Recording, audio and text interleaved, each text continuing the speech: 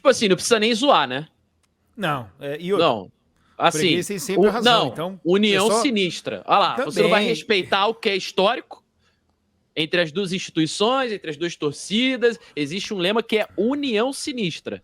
Você vai jogar isso no lixo. Não, tem que ser respeitado, assim como os torcedores respeitam, come aquele A churrasquinho torcida gostoso antes do organizada jogo. vai atrás de você, se tu desrespeitar esse elo que é histórico. Não, mas Então já começa inclusive, daí.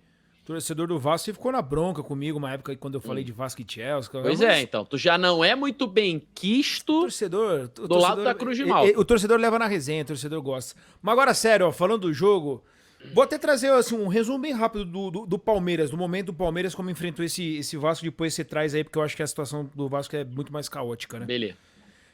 Cara, foi um jogo onde o Palmeiras, ele fez o que o torcedor esperava. Foi um pouco atípico pela temporada do Palmeiras, que não vinha apresentando bons jogos, boas performances. Mas, cara, eu acho que dentro de um contexto do que o torcedor aprendeu a ver com o Abel Ferreira, é isso. Então, eu até falei brincando hoje no de placa, falei, foi uma vitória padrão. O Palmeiras, com todo respeito, pelo amor de Deus, com todo respeito ao 2-0 Vasco... ficou barato, pô. Cara, mas com todo respeito ao Vasco, é um time que, Palmeiras jogando em casa, diante do seu torcedor, com o Estevão jogando muita bola, um moleque jogando muito bem, cara, fez o que tinha que fazer. Esse 2-0 eu acho que tá bem justo, o Palmeiras sofre ainda com algumas questões defensivas, é verdade, tem algum espaço ali pro Vasco, mas o Palmeiras fez o que tinha que fazer. Recebendo o Vasco em casa no Allianz Parque era o que tinha que ser feito, então assim, cara, não tem muito que falar. Claro que no sentido de que o Palmeiras não vinha bem e esse jogo foge um pouco da maneira como o Palmeiras vem jogando, é um lado super positivo. O torcedor sai feliz, satisfeito. Mas eu acho que diz muita coisa também a respeito do Vasco. Diz muito mais sobre o Vasco, eu acho, assim. O Palmeiras fez um grande jogo. O Estevão, porra, é fora de série esse moleque, cara. Ele é, porra, muito bom jogador. Mas independente disso, cara, o Vasco, somando o jogo contra o Flamengo e esse jogo agora, os dois jogos sob o comando do Álvaro Pacheco, que nem acho que seja uma culpa dele, né? O cara chegou nessa furada aí e óbvio que tem a parcela dele ali também de ineficiência de trabalho, porque ele teve mais de uma semana para trabalhar entre um jogo e outro. O Vasco tomou 58 chutes no gol nesses dois jogos. Quase 60 chutes. O Vasco, o primeiro tempo ali, os primeiros minutos, o Vasco já tinha tomado 22 chutes no gol do Palmeiras, sabe? O Palmeiras, foi dinâmico, o Palmeiras foi intenso? Foi, mas porque o Vasco permitiu, né, cara? Sim. É uma parada inacreditável você ver os jogos do Vasco e como se repetiram episódios idênticos ao que foi a coça que o Flamengo deu no Vasco. Ontem poderia ter sido um sacode se não fosse o Léo Jardim de novo, feito grandes defesas. E aí, o Pacheco chega na coletiva e fala, mas o time evoluiu de um jogo para o outro, é só ver quantos remates a baliza, quantos cantos nós tivemos. Realmente, o Everton fez ali 2 defesas, excelentes e tal, mas o Vasco passou longe de flertar com o empate, com a vitória ou qualquer coisa do tipo, né? O Vasco tem a pior defesa do brasileiro. Eu acho que, assim, eu vou chover no molhado aqui, tem uma incoerência muito grande no que é o trabalho do Vasco. O David contra o Flamengo, nem relacionado ele foi. Ontem ele foi titular. Perfeito. Quando você vê a escalação do Vasco, de novo com 3 zagueiros e 2 volantes, com o Zé Gabriel voltando a ser titular, com aquela zaga que eu não preciso nem mencionar. Mas também, não de repente, não passa por uma parada de ato de desespero? Cara, ele olha pro elenco e fala, tentei isso aqui, não deu. Cara, mas é um negócio surreal. Ele não é um cara que ele espera muito, não. Ele vê que tá meio bagunçado, o jogo ontem. Você assistiu o jogo ontem. Eu narrei o jogo ontem. Quem tá vendo a gente aqui provavelmente viu o jogo e viu a atuação do Vasco contra o Flamengo. A defesa do Vasco isso aí, corre pra trás, cara, o jogo inteiro. O Palmeiras tem a bola. A defesa do Vasco, ela é a zaga mais frouxa que eu já vi na minha vida no futebol, cara. E olha que é difícil competir com times recentes do Vasco, hein? Esse mesmo elenco aí, na mão do Ramon Dias e tal, soava muito mais organizado do que isso, pô. Sim. Então o time tá uma bagunça, os caras daqui a pouco eles estão saindo na linha de fundo. Porque eles correm tanto pra trás, eles dão tanto espaço pro outro time jogar. Entrando no vestiário? Daqui a pouco eles estão correndo na direção da placa de publicidade atrás do gol, cara. É só você ver o lance do gol do Piquerez, pô. O Estevão, tem toda a qualidade técnica, tem toda a habilidade dele, pedala e tal, faz uma jogadaça de velocidade, mas tem 4 caras cercando ele, ninguém dá o combate, pô. Sim. Um lateral esquerdo fazer um gol com aquela liberdade na marca do pênalti de uma área que tem, teoricamente, 3 zagueiros e 2 volantes, é um bagulho inadmissível, cara. É um bagulho, assim, inacreditável. Nem pelada você vê esse tipo de liberdade pro time adversário. Então, assim, o Rojas, que ontem foi titular, olha o planejamento desse time, né, cara? O Rojas, ele pertencia ao River Plate, tá? O River Plate tinha emprestado ele pro Tigres, da Argentina. O Tigres foi o lanterna do último campeonato argentino, ou seja, o Rojas não participou de uma defesa muito eficiente no último campeonato, né? Aí o Vasco vai... E assim, o salário dele era 200 mil reais, pagos pelo River Plate. O River pagava o salário para ele jogar no pior time do campeonato argentino. O Vasco vai, paga mais de 3 milhões para adquirir ele, né, com um empréstimo de obrigação de compra, pagando o triplo do salário, 600 mil reais. Esse é o cara que entra em campo ontem. Quem estava treinando para ser titular era o Medel, que foi embora e rescindiu o contrato. Era, teoricamente o melhor zagueiro. Vivia várias outras questões, não estava bem esse ano de fato, beleza, concordo. Mas, sabe, foi extremamente desrespeitada. A rescisão dele é uma parada meio que inexplicável também. Já não tinha o João Vitor. Ele estava treinando para ser titular para esse jogo. Já não tinha o João Vitor suspenso, porque foi expulso de uma maneira patética contra o Flamengo para tentar corrigir a falha do Léo. Então, o Vasco, parece que a cada jogo os caras ficam competindo para quem vai falhar mais. Entendeu? Pô, quem é que vai falhar hoje? Contra o Palmeiras ontem foi o Sforza, né? Que Nossa sai Senhora. do banco e aí, dá uma liberdade assim inacreditável. O cara parece que tá na sala de casa, dentro da área do Vasco. Eu acho que assim, não tenho o que falar da arbitragem ontem, os gols foram bem anulados.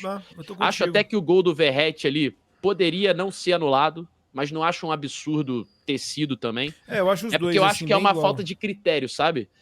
Lances como aquele do Verratti, se a gente for ver em câmera lenta no VAR, eles vão marcar todos, entendeu? Só que no jogo, várias vezes o cara usa o braço ali para realmente criar uma distância. E várias vezes gols assim são validados. Tipo, eu dei um exemplo ontem no prorrogação, que tem um gol do Palmeiras no jogo contra o Botafogo, no 4-3, que o gol da vitória tem um empurrão muito parecido do Gustavo Gomes no gol do Murilo, né? Pra marcar a distância mesmo, né? O cara tá, às vezes, na câmera lenta, cara, vai parecer que é falta, óbvio. Mas assim, longe de mim reclamar, tá? Não acho um absurdo ter anulado o gol e nem faria diferença, porque o Vasco provavelmente não reagiria no jogo. É um time muito frouxo, é um time com muito problema dentro de campo e muito problema principalmente fora de campo. Eu acho que assim, tô falando isso hoje, dia 14 de junho. O Vasco precisa muito de uma outra boa janela. Sabe-se lá como isso vai acontecer, porque nem dinheiro o time tem com os problemas de SAF e tal, como foi no ano passado. O Vasco gastou 300 milhões para montar esse elenco entre 23 e 24. Isso é loucura. E isso é inacreditável. Times com muito menos, muito mais baratos, são muito melhores do que o do Vasco. Então, o que o senhor Alexandre Matos fez, o que quem passou por lá fez, é um negócio criminoso, na minha opinião. Claro que é. É um negócio criminoso, na minha opinião. Vai pagar 12 milhões no Hugo Moura agora e o cara nem ser relacionado para jogo. Quando é relacionado é banco. Quando é titular faz uma merda inacreditável contra o Atlético Paranaense. São vários episódios, cara. Eu poderia ficar num vídeo aqui de 1 hora, você sabe disso, só citando coisas muito erradas que acontecem no Vasco, seja dentro de campo, seja fora de campo. O que eu acho que pode ser favorável para o Vasco, se é que dá para ver uma pequena luz aí nesse fim do túnel, é que tem times fazendo uma força muito grande para serem piores. É isso aí. Então, se você olhar para a tabela do campeonato, a gente já vê claramente que esse Brasileirão vão ter 2 campeonatos diferentes, muito desgarrados um do outro, né? A galera que briga por título, por Libertadores, o pessoal já está com 17 pontos lá em cima, e a galera que vai brigar para não cair, que já tá lá com 3 pontos, assim, um negócio surreal, 5 pontos. O Vasco com 6 pontos é 14º ainda, só tem 2 vitórias. Então ainda tá, teoricamente, distante da zona. Tem muito time que tá fazendo um esforço bem grande para não performar. Acho que isso pode ajudar o Vasco, mas o campeonato é muito grande. Daqui a pouco a gente tá batendo 25% já do campeonato também, então tem que abrir o olho. Mais um ano brigando para não cair. O time é pior que o do ano passado, e o do ano passado se livrou faltando 5 minutos para o campeonato acabar. Gastou 120 milhões e piorou o time. Então, é difícil. E só para deixar aqui também o registro, a volta do Dudu, embora não entrou, né? Mas ficou à disposição. Inclusive o Abel Ferreira, ele tinha que explicar o porquê não utilizou, e aí foi uma conversa com ele, com o próprio Dudu, né? Dizendo que ele não se sentia ainda confortável, mas que queria viver o ambiente de ir pro jogo, de concentrar junto com os caras. Então, tá explicado, deu para passar o pano aí. Porque se ele não entra, o negócio ia ficar maluco, porque muitos torcedores do Palmeiras foram ao Allianz Parque para ver o Dudu. Né?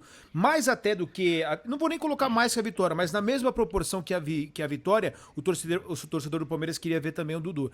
Então, assim, o saldo do Palmeiras no dia de ontem, ou melhor, no jogo, né, contra o Vasco, não sei quando que o pessoal vai ver o vídeo, mas, cara, super positivo, muito bom. O Palmeiras estava precisando dessa resposta pro torcedor, já que vem fazendo uma temporada que não é temporada de Abel Ferreira, já que o torcedor estava acostumado. Enfim. O que me preocupa, só aproveitando que você falou do saldo, é que existe uma teoria, né, um movimento de pensamento que, esses foram os 2 primeiros jogos do Álvaro Pacheco, e ele até fala isso na coletiva também, mas foram contra 2 postulantes ao título, né, Flamengo e Palmeiras. Então, o Vasco, de fato, não era favorito, de fato, é aceitável perder. Se bem que, sabe, aceitável, né? Ainda mais tomando a maior goleada da história do rival em cima do Vasco, né? Jamais seria aceitável. Mas isso é perigoso, cara. Porque pode dar um lastro de tipo, deixa trabalhar, sabe? Tá no caminho certo, e isso não tá sendo enxergado. Eu, pelo menos, não enxergo um caminho o ponto desse trabalho até agora. Pode mudar, e eu torço para que mude como vascaíno. Mas, o Vasco é chutão pra frente e o Verratti tentar, de alguma forma, matar essa bola no pivô de cabeça. Coitado do Verratti. Inclusive, assim, coitado dele, coitado do Léo Jardim, né?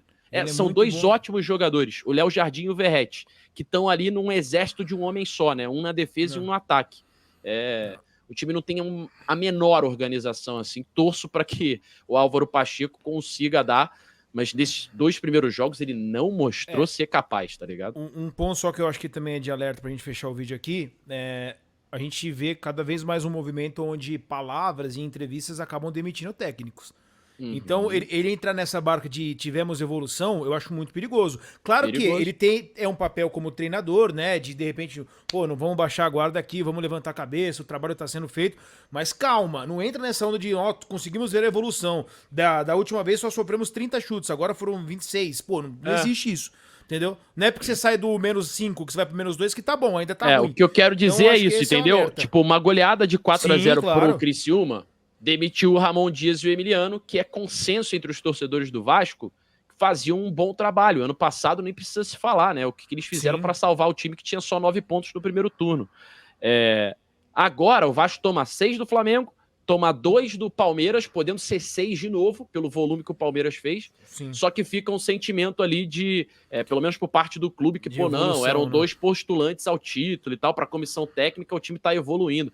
Fosse 6-0 pro, sei lá, vamos falar 2 times aqui que estão brigando para não cair. Cuiabá e 2-0 pro Vitória. 6-1 Cuiabá, 2-0 pro Vitória, com o volume de jogo que foi. Ele provavelmente seria demitido, tá ligado? Total. Com 2 jogos. Sim. Então, é bom ligar esse alerta, porque o time não tá jogando, não tá performando, não tá mostrando nenhuma evolução. Isso é muito perigoso. O Vasco pega o Cruzeiro agora, que tá bem, e vamos ver o que vai acontecer, né? Tamo junto. Deixa o like aí, viu? Beijo, Vitinho. Valeu.